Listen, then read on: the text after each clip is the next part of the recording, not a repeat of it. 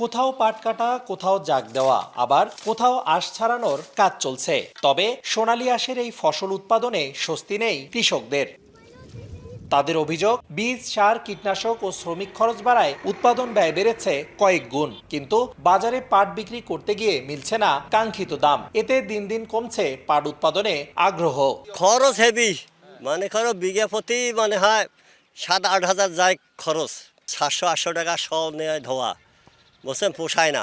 কৃষ্ণ রোগের দাম বেশি, তোমাদের অবস্থা সামনে বছর করবো না করবো এটা কোনো নিশ্চিত নাইও।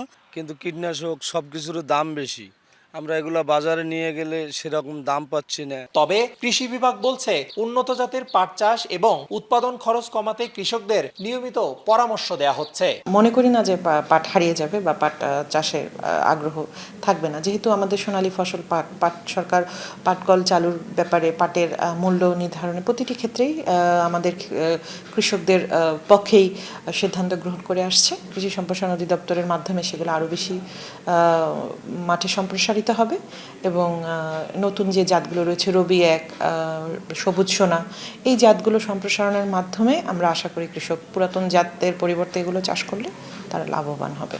কৃষি সম্প্রসারণ অধিদপ্তরের তথ্য মতে রংপুর কৃষি অঞ্চলে এবার পাট চাষের লক্ষ্যমাত্রা ধরা হয়েছে ৪৯,৯৩০ হেক্টর। এর বিপরীতে আবাদ হয়েছে ৫০,৭৯২ হেক্টর জমিতে। সোনালী আঁশ পাটের একদিকে বাড়ছে উৎপাদন খরচ, অন্যদিকে মিলছে না কাঙ্ক্ষিত মূল্য। ফলে হতাশ কৃষকরা। ন্যায্য মূল্য নিশ্চিত করা না গেলে এই আবাদে আগ্রহ আরও কমতে পারে, এমনটাই মনে করছেন সংশ্লিষ্টরা। রেদওয়ান হিমেল, সময় সংবাদ, রংপুর।